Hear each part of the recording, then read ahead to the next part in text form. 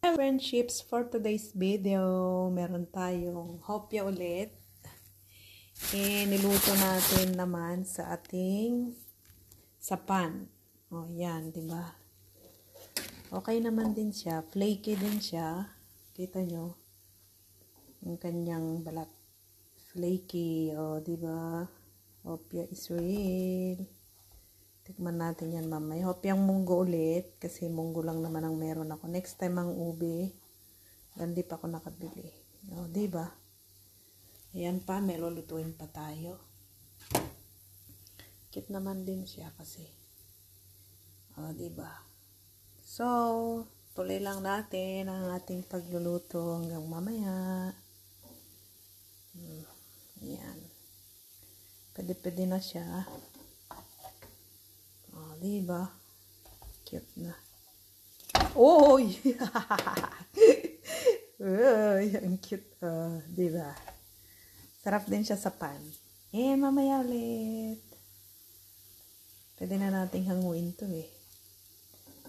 Hanguin na natin. Ayan. Ang cute naman itong isa. Oh. Lapit-lapit na tayong maka-perfect ng ating hopya. Ayan.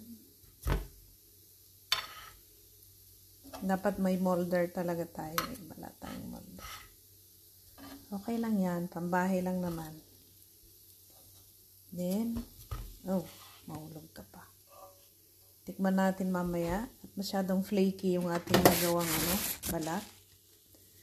Diba ang cute? Linisin din natin ito.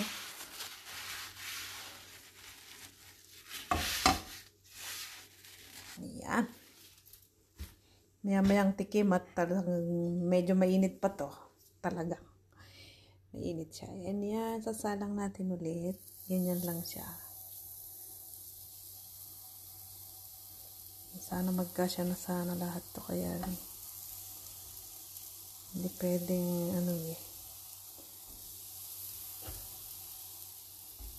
may tatlo pa. Singit na natin. Para minsanan na lang yung pagluto. Ayan. Mamaya ulit yan. Charan! Ganyan lang. Easy lang siya. Malambot kasi kaya kamayin mo natin. Kasi baka siya ma-deform. Mamaya na lang natin. Sabay ganun eh. Ganunin muna natin. Iwa-iwalayin. Yan! And mamaya ulit. Ito na yung ating mate. O, diba? Ang cute.